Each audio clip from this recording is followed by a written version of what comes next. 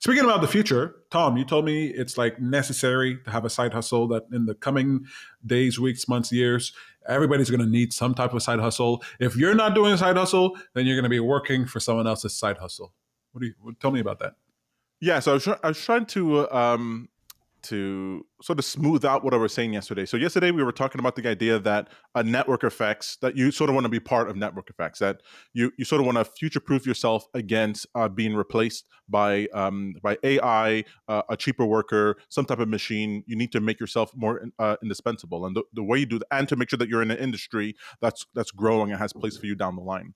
Because the idea that you're to get a job and stay in the GM factory for the next 65 years, get your pension, and enjoy your retirement years in Cancun, that's not happening. And so I was saying that if you engage with technology, you engage with different type of network effects, that you will, or you make sure that the industry that you're in is growing over time, like we saw looking at Google Trends, or looking at pay scale, looking at various information that gives you a insight as to the longevity for your industry, Mhm. that you'd be better well suited. But it's hard for, like, I say that, but it's hard for people just to go like, okay, I'm going to go and look for a network effect, and how does my industry is my That's right. industry involved in a network effect? It's very difficult. So I was like, okay, what's the shorthand way? What's the shortcut in order to do this? Now, network effect might seem too fancy, but so think about it as community, because a community has that effect of a network effect, where the every new member of a community increases the amount of creativity, productivity, and connections available within that community. So just like I was saying that Facebook with 1,000 people is better than Facebook with one person, well, a town with 1,000 people is better than with one person, and an online community with 1,000 people is better than with one person. So engaging in a community, any community at all, that is trying to be productive in some way, either with information or entertainment, or yes, exactly, information or entertainment, is something that is worthwhile. And what I found with people is that they are completely oblivious to the sometimes vibrant communities that are available online. So, for example, if I'll talk to people, 1 out of 10 people I know are actively on Reddit with a Reddit account and subscribe to threads, in all sorts of different types of categories. Few people I know are they'll listen to a podcast, but are not involved within the community of that on Discord or on a Facebook group, or what have you. What you want to do I is actually, I've participate. I've actually seen very recently this trend, at least with the tech community, where a tech reviewer stops in the middle of his thing and says, "Oh, by the way, 25% of you are subscribed to my channel, but That's exactly right. so please go ahead and subscribe." It was kind of weird and jarring, but it seems to be this important. People seem to not have this habit of subscribing to something, of joining a community of something that you might follow.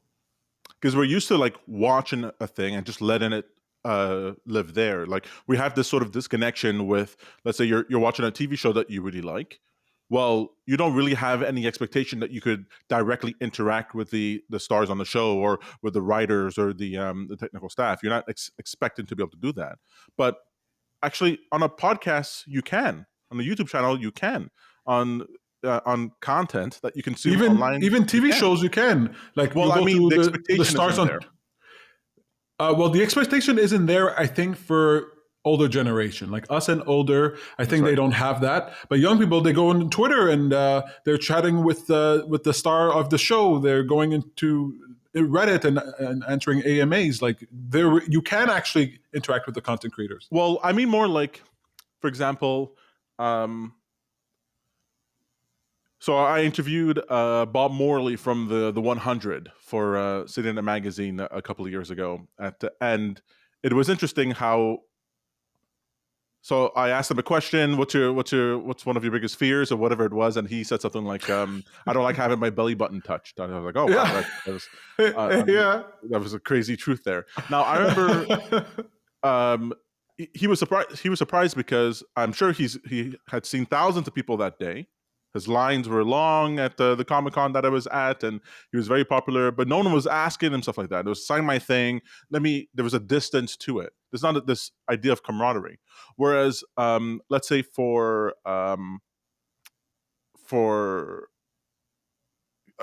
podcast that you might be involved, that you might be listening to, you can actually have an ongoing conversation with these people. More importantly, you can actually become of use to them, of help to them. So, for example, Real Vision, the platform that I talk about often, that democratizes financial information, a lot of the people that they hire come from the community, because the people were so active in what they were saying or doing, showed an expertise or a penchant for something, and then they needed someone for that position, and they hired from there.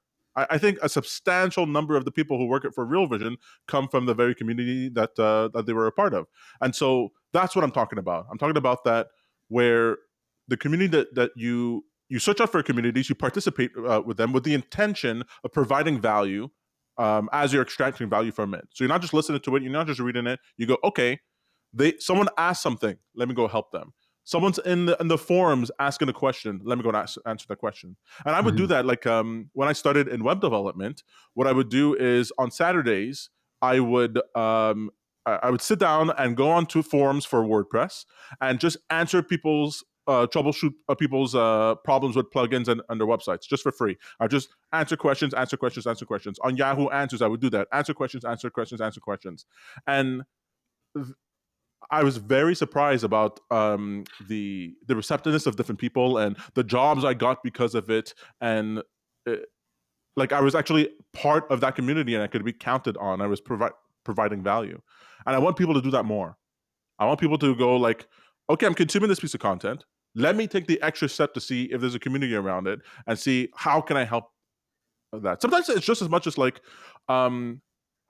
there's a reference inside of the episode to something that happened 2 years back in that community, but that you know. So someone goes, "Oh, where can I find information?" And you're pulling up the episode where in which that thing was discussed. Like, that's useful. That's valuable. You're surfacing information for people. So that's what I want. And doing that, you're directly part of a network effect. And by virtue of doing it, because you're doing it online, because you're doing it through using your technological devices, you're actually taking the steps to be more of a citizen of the internet, be a citizen of the web, and you'll find yourself down paths that you would never have expected using these devices that we're so used to just consuming. You'll actually be a part of it. You'll be using it as a window to dive into different types of realms. I want that. That's what I want people to try and do. So it's sort of like a tricky way of taking part in it. So it's you're encouraging people to not only listen to the theory of network effects, but to immerse themselves into something so that they have the experience of experiencing a network effect, right? And the value you're that not going to do it from unless you're not going to understand the power of the network effect. Because we talk about it, and it's almost like we're talking about it in aggregate. Like, this is the network effect over 10,000 people over this period of time. Okay, but what does that mean to you? What does that mean to an individual who's in there? And what does it matter to you? Like, is it that you get your job is more secure? Is it that you get more money? Is it that you have more fun in what you're doing? Like, you don't necessarily understand what is the benefit I'm going to get out of that. But when you participate in it, then it becomes clear. The rally token is the rally community that I think I'm going to be referencing quite a bit, has really exposed me to this, because these are communities that if I buy their token, I see their token go up in value. Some of them go up in value. Some of them go down, and I get rid of them. But the ones who go up in value, I go, hey, why is it going up in value? Why are more people engaging in this community than in other ones? And then I go and I see what is the type of content that they're actually creating. And they're creating things I just never would have expected. Oh my God, this is super fascinating. And I can imagine being part of that community and really interacting with everybody in it. And the idea that you can interact with people in that community, use the token, and as you're holding the token, that it goes up in value, and it's going up in value in direct response to your participation in the community. I think that would really cement this idea of the value of community, of value of network effects in the minds of people. It's easy for me to say go participate in some Reddit thread. It's a whole other thing to say, like, okay, buy this coin, participate in the community, and see what happens. I think that's a more concrete call to action. And when you're talking about tokens, coins, and rally, you're talking about tokenization, which is this idea that you can monetize all kinds of things, individuals, It's not platforms. necessarily monetization. It's the representation of a physical thing in the digital world as a unique asset. Sometimes it That's means what I that it's said. That's what I said. well, sometimes it means that it's monetized. Sometimes it just means that it's referenced in that way, in the same way that like a deed is a representation of the plot of land. So Mhm. it's more like that. Subscribe to us on YouTube. It really helps us grow, helps other people find us, and hit that little bell so that you know when we go live or when we upload a video. We're doing it very often. Go over right now. You're going to see there's a ton of content for you to peruse.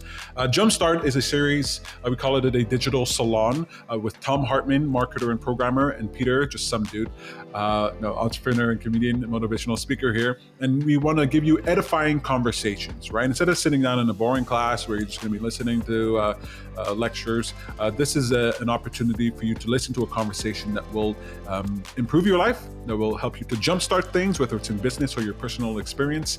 And that is make money. organic. That's And you can make some money.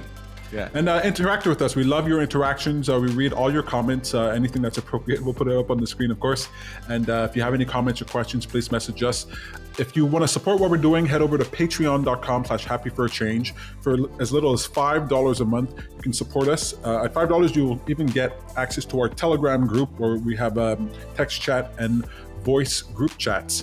So if you want to be a part of that process, you want to ask us questions, if you want us in your pocket to stay motivated, get information, ask any question that you want, right? You're trying to should I make a website?